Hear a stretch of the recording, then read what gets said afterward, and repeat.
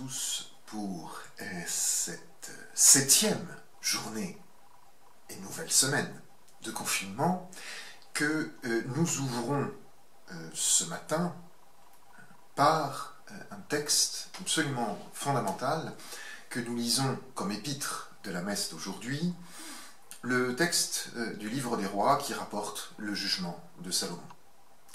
L'histoire est bien connue de femmes dont le mode de vie nous renvoie très loin des grandeurs, sans mère. Et l'une, par négligence, en vient à étouffer le petit bébé dont elle vient d'accoucher.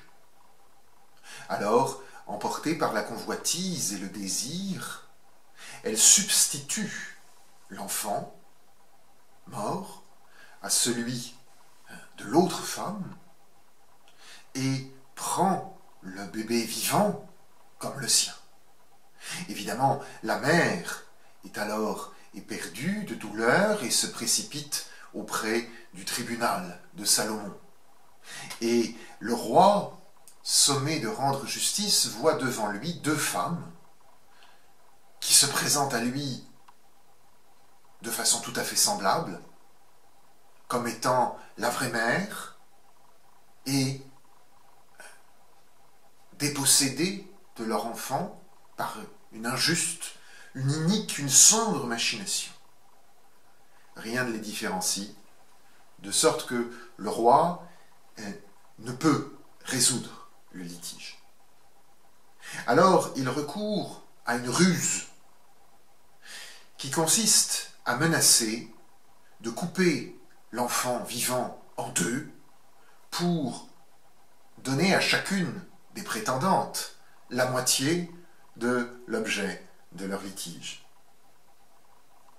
Alors, cette affaire réveille dans la vraie mère son désir le plus profond, qui est la vie de son enfant.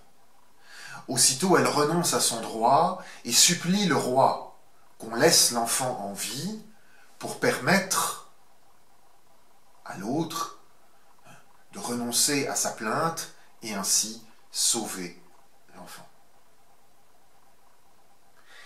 Et l'autre, au contraire, refuse, demande le partage, ne renonce pas au litige. Et ainsi, Salomon manifeste quel est le cœur de la vraie mère.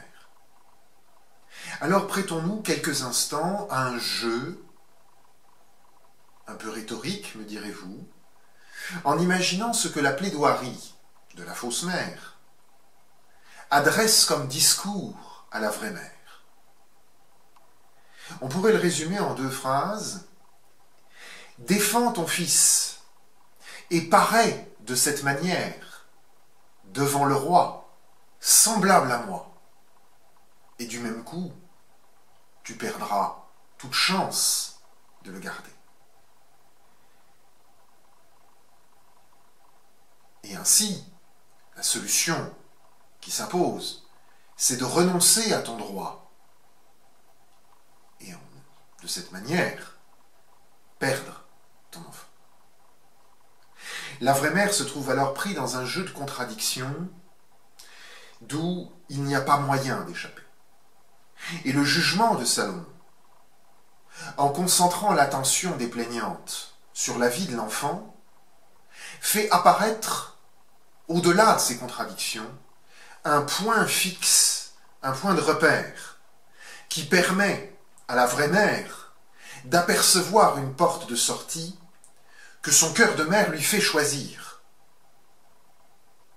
Cette porte de sortie, c'est ce qui en fait avait été perdu de vue dans le litige, tel qu'il se présente au départ, c'est que tout ça n'a pour but que la vie de l'enfant. Et ainsi Salomon fait apparaître par une simplification la sortie de l'absurde. Alors, en manifestant le cœur droit, ce jugement de Salomon doit pourtant amener à une autre réflexion. c'est que ce que dit Salomon lui-même s'apparente d'assez près à ce que dit ou semble dire la mauvaise mère. En effet, Salomon, en proposant de couper l'enfant en deux pour se débarrasser des plaignantes, implicitement dit à la mère, qu'il ne reconnaît pas: si tu essaies de sauver ton enfant en venant avoir recours à ma justice, tu le perdras.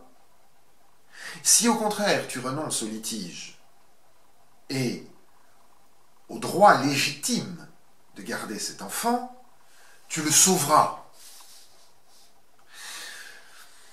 Et c'est ici que nous voyons se manifester la sagesse.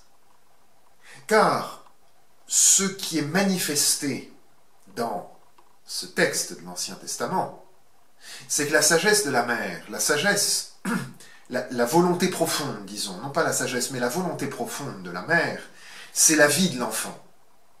Et cette vie de l'enfant, dans le réseau de contradictions où la convoitise de la fausse mère a précipité ce duo de dames, ne peut se réaliser que par l'abandon.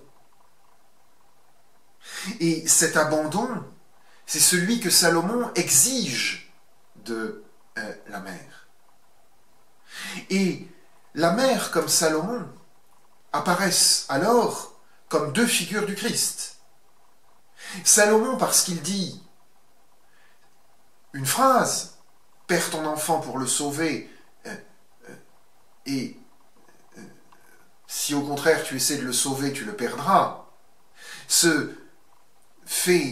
préfigure la phrase du Christ: si tu cherches à sauver ta vie, tu la perdras.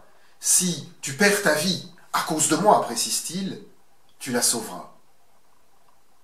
Et la femme elle-même, et c'est ça qui retient aussi notre attention, se présente comme une figure du Christ.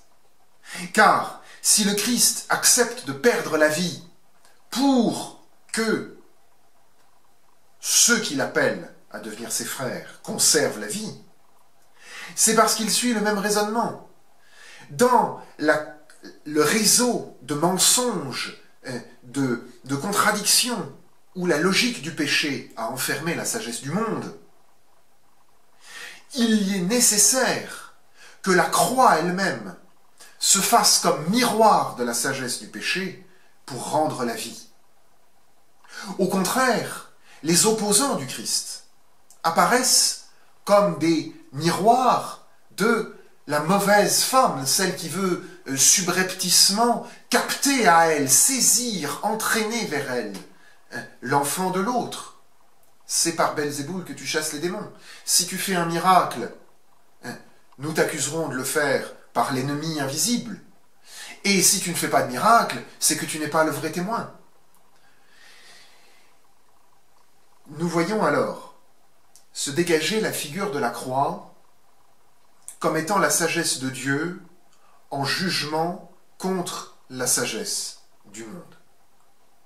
Et nous voyons aussi, dans cette méditation de la sagesse de la croix qui rend la vie, que il y a un écueil dans notre monde déchu, dans notre monde d'après le péché.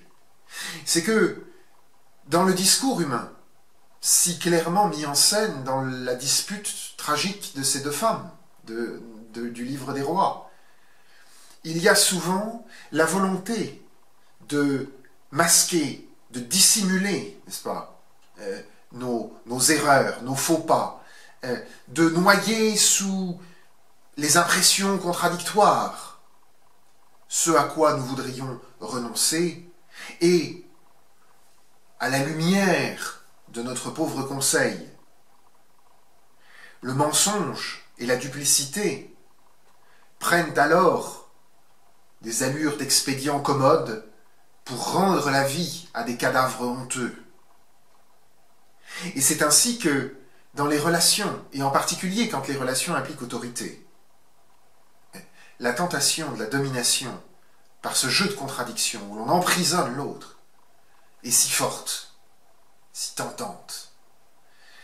Et c'est pour ça aussi que nous avons, dans le Verbe, qui ne peut ni se tromper, ni nous tromper, la clé d'un cœur simple, d'un cœur modeste, d'un cœur plus généreux sans doute aussi, qui s'approche de son prochain avec la droiture et l'humilité nécessaires. La droiture du langage, voilà un bel effort de Carême pour nous rendre plus heureux. Je vous dis à demain, où nous continuerons à méditer cette progression du Christ vers la croix.